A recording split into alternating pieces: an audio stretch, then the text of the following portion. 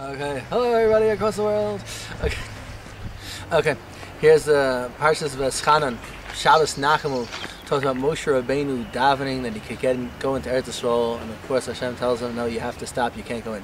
He's not a little bit ironic that the Shabbos after, it's supposed to be Shabbos Nachamu, the Shabbos after Tisha B'Av, when at this point we're like, you're trying to comfort us. After the destruction of the Beis HaMikdash, we learn about Moshe Rabbeinu not being able to go in to Eretz Yisrael. Sounds a little bit ironic. Exactly what is the comfort in this?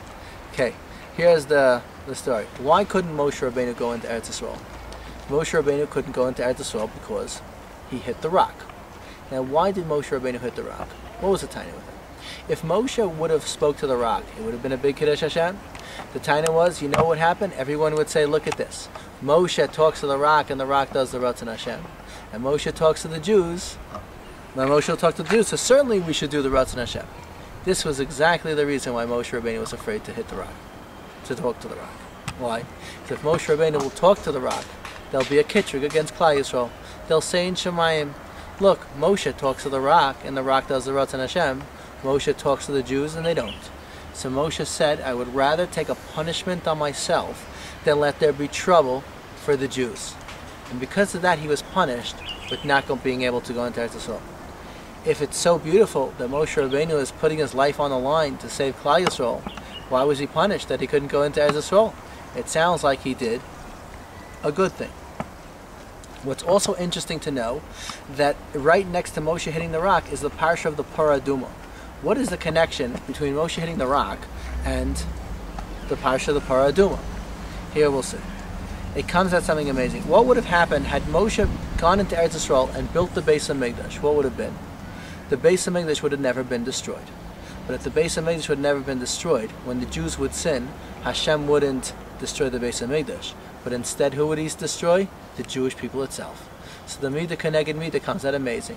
Moshe said, I'll rather take a punishment on myself than let there be trouble for the Jews. So your punishment is, you can't go into Eretz Yisrael, and that's Hagufa, what's going to save the Jews from destruction.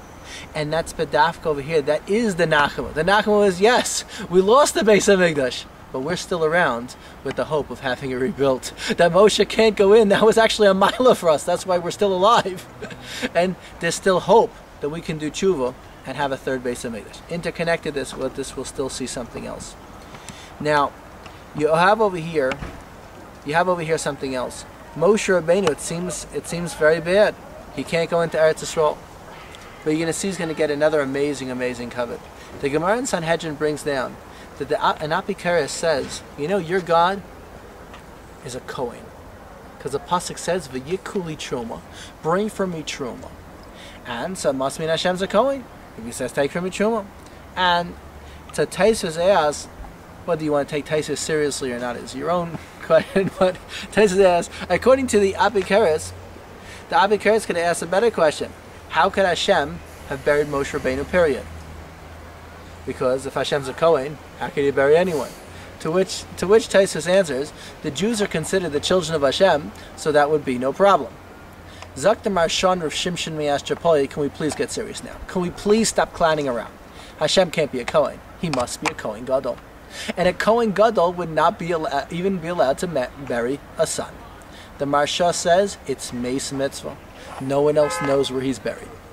Rav Shimshon Miyastrapoli says no. Mikubalim know that Hashem is only a Kohen Gadol in Eretz Yisrael. And with that he makes himself like a regular Kohen when he goes into Chutz La'aretz. And with that he explains to Zayah that had Moshe gone into Eretz Yisrael, he wouldn't have been buried by Hashem. Ad Kan is Rav Shimshon. So he's getting this tremendous covet of being buried by Hashem because he doesn't go in. Now what's the word of the Parah Adumah? You know what the word of the Parah Adumah is? The word of the Parah Adumah is, what's the Pella? The Pella is the people who are working with the Parah Adumah, they're becoming Tameh, while the other person who's Tameh becomes Tar. The word of the Parah Adumah is the ultimate V'haftarecha kamocha. I'm going to mess myself up, I'm going to be Matameh myself just to be Matar you and help you. That's exactly the word of Moshe Rabbeinu. Moshe Rabbeinu says, I'm going to take that punishment on myself just to save Klal Yisrael. I'll be Matameh myself, Ke'ilu, to be Matar Klal Yisrael. And Ki'ilu Hashem does the same for Moshe Rabbeinu.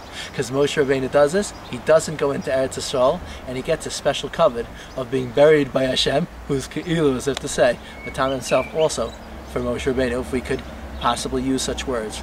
And Rabbeinu Ephraim tells us, Adam is Rashi Tevis, Adam David Mashiach, who is Moshe. He was the Gol Rishon, and he'll be the Gol Acharon and bring us in at the end of time.